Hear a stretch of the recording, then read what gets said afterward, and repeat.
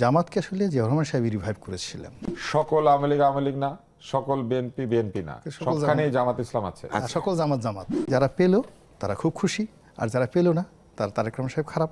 জামাতকে আসলে জিয়াউর রহমান সাহেব রিভাইভ করেছিলেন, কাছে টেনে নিয়েছিলেন। কিন্তু জামাত যে আইডিওলজিগুলো বা যে চিন্তা চেতনা, ধ্যান ধারণা, যে ড্রেস কোড বা যে কাজগুলো করতে চাচ্ছিল ওইগুলো অ্যাভেল করা, ওন করা, এটা জিয়াউর রহমান সাহেবের পক্ষে ওই মুহূর্তে সম্ভব ছিল না। কেন তখনও পর্যন্ত মুক্তিযুদ্ধের একটা দগদগে দাগ বাংলাদেশের আনাচে কানাচে ছিল এবং অসংখ্য মুক্তিযোদ্ধা সোলজার তখনও সেনাবাহিনীতে ছিল।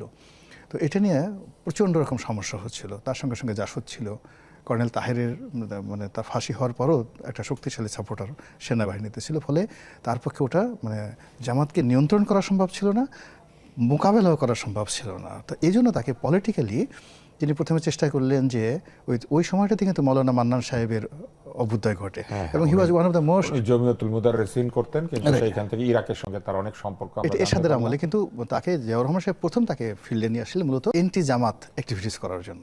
তো তিনিও মুক্তিযুদ্ধে তার বিতর্কিত ভূমিকা ছিল বাহাউদ্দিন সাহেবের বাবার। কিন্তু আমার বাংলাদেশে আমার দেখা মতে মানে আলেম ওলামাদের মধ্যে, আরবি জানাদের মধ্যে আমি মাওলানা মান্নান সাহেবের মতো এত লেখাপড়া জানা, এত চৌকস এবং এত বুদ্ধিমান, স্মার্ট কাকে বলে, আমি এই বাংলাদেশের আপনি কোনো লোককে, আপনি মাওলানা মান্নান সাহেবের সাথে আপনি চলছেন কিনা জানি না, তার মতো এত মেধাবী, এত ক্যারিশম্যাটিক। সে যে আরবি বলতে পারতেন, তিনি যে ইংরেজি বলতে পারতেন, তিনি যে বাংলা বলতে পারতেন এবং যে কোনো মানুষকে এক মিনিটে তিনি যেভাবে কনভিন্স করতে পারতেন, হোক সেটা নারী। আমি অনেক ছোট, কিন্তু আমি তাকে দেখেছি একাধিকবার এবং যেহেতু খুবই কাছাকাছি, যেহেতু আমি ইনকিলাবে আমার ক্যারিয়ার শুরু, তো আমি তাকে বস হিসেবে দেখেছি। তো আমি তাকে বুঝতে পারি। তো এই মানুষটিকে জিয়াউর রহমান সাহেব ব্যবহার করেছেন মূলত এই জমিয়তুল মুদাসসিরিনের মাধ্যমে একটা ভিন্ন প্ল্যাটফর্ম তৈরি করে জামাতের বিরুদ্ধে। তো তারপরেও কিন্তু যেহেতু ওটা 100% পলিটিক্যাল ছিল না, মান্নান সাহেব তাকে যথেষ্ট মানে রিলিফ দিয়েছেন জিয়াউর রহমান সাহেবকে। তারেক রহমান সাহেবের যে কতগুলো প্রবলেম, ফার্স্ট প্রবলেম হলো তার অফিসের মধ্যে 3টি গ্রুপ আছে। আপনি সেটা জানেন? তাহলে উনিও তো জানেন। হ্যাঁ, উনি অবশ্যই জানেন, আমার চেয়ে ভালো জানেন। কিন্তু আমরা বাইরে থেকে দেখি, প্রথম এই মুহূর্তে যে গ্রুপটি, যেটা হলো তার সঙ্গে লন্ডন থেকে যারা এসছেন একেবারে ঘরের মানুষ, আপনজন, তাদের দাপট সবচেয়ে বেশি। এরপর হলো যে এখানে বসে স্কাইপের মাধ্যমে যে ইয়াং তরুণ তুর্কিদের সঙ্গে তার বন্ধুত্ব ছিল, খুব ভালো সম্পর্ক ছিল, এই একটা গ্রুপ।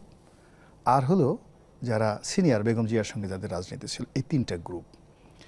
তো এই 3টা গ্রুপ হলো প্রিলিমিনারি, তাদের মধ্যে এখন দ্বন্দ্ব সংঘাত, তারপরে শেষে পদ পদবি নিয়ে যা কিছু আসে এগুলো অনিবার্যভাবে তারেক রহমান সাহেবের জায়গায় যদি বিএনপি হতো, আওয়ামী লীগ হতো, সবার ক্ষেত্রে এই ঘটনাটা ঘটতো।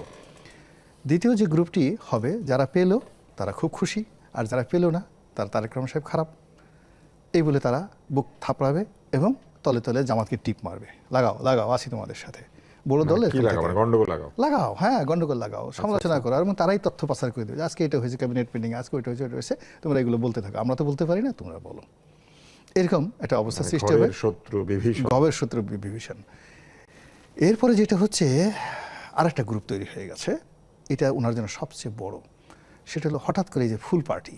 এই গত 17 বছরে মানে এদের কোনো দেখা সাক্ষাৎ কেউ দেখেনি, লন্ডনেও দেখা যায় নাই, বাংলাদেশেও দেখা যায়নি। কিন্তু এই সময়টাতে কোথা থেকে যেন ফুলের তোলা নিয়ে এনে, এই তারেক রহমান সাহেবের মেয়ে আছে, আর স্ত্রী আছেন, তার পার্সোনাল স্টাফ আছেন, এমনকি ওনার নিজের কাছে আসেন, ভাইয়া ভাবি ইত্যাদি ইত্যাদি, আমরা এটা করেছি, আমরা এই সব, তাদের পোশাক ভালো, টাকা আছে, ধনী, মানে দালাল যাকে বলা হয়, মানে মধু খাওয়া। সকল সরকারের বেলায় এই গ্রুপ থাকে, পরের 2টা গ্রুপ, একটা হচ্ছে কিছু পাই নাই কিছু পেয়েছে, আর একটা হচ্ছে আপনি যেটা বলছেন এখন আগেও ছিল, তার আগেও ছিল। কিন্তু এই গ্রুপটা তারেক রহমান সাহেবের সাথে বেশি প্রবলেম হবে এই কারণে যে যারা আসছে তাদের সঙ্গে গত 17 বছর প্র্যাকটিক্যালি তার সঙ্গে যোগাযোগ ছিল না, যেহেতু দেশের বাইরে।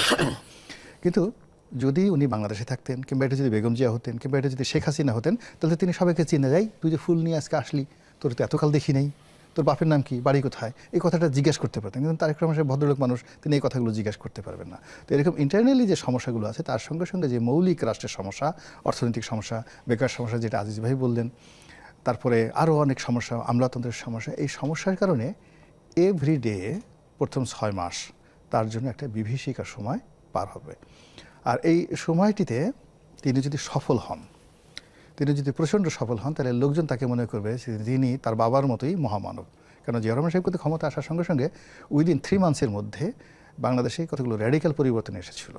দ্রব্যমূল্য, যোগান, সাপ্লাই, যে মালগুলো বা যে বিষয়ে নিত্য প্রয়োজনীয় পণ্য বঙ্গবন্ধু জমানায় পাওয়া যাচ্ছিল না, লবণের অভাব, চিনির অভাব, তো এই জিনিসগুলো কিন্তু জিয়াউর রহমান সাহেব ক্ষমতা আসার সঙ্গে সঙ্গে অ্যাভেলেবল হয়ে গেছে। তো এখন যে সমস্যাগুলো বাংলাদেশে আছে, এটা যদি তারেক রহমান সাহেব তার বাবার মতো করতে পারেন, তিনি হয়ে যাবেন মহামানব। এবং জামাতের এই জান্নাতের টিকিট, তারপর সে সততা, ন্যায়পরায়ণতা, যে কথাগুলো বলছেন, চাঁদাবাজি সাদাবাজি, এই একটা জিনিসও তার জন্য, তার মানে জনজীবনের যে দুর্ভোগ সেটা দূর করতে পারলেই তিনি জনপ্রিয় হয়ে যাবেন। জনপ্রিয় না, তিনি মহানায়ক হয়ে পড়বেন তার বাবার মতো, এবং জামাত বিপদে পড়বে।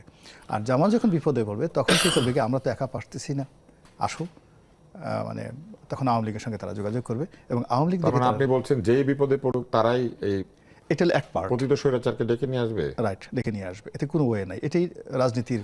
এইদিকে বিপদে পড়লেও জামাত তাদেরকে নিয়ে আসার চেষ্টা করবে, আবার এইদিকে পড়লেও আবার যদি বিএনপি যদি ধরেন খুব খারাপ করছে, অর্থাৎ তারেক রহমান সাহেব পারলেন না, তো উনি প্রতিদিন সরকারের মধ্যে, এখন ডক্টর মোহাম্মদ ইউনূসের যে অবস্থা হয়েছে, তারেক রহমান সাহেবের ঠিক ধরেন সেরকম অবস্থা হলো। সেরকম সম্ভাবনা কি আপনি আছে বলে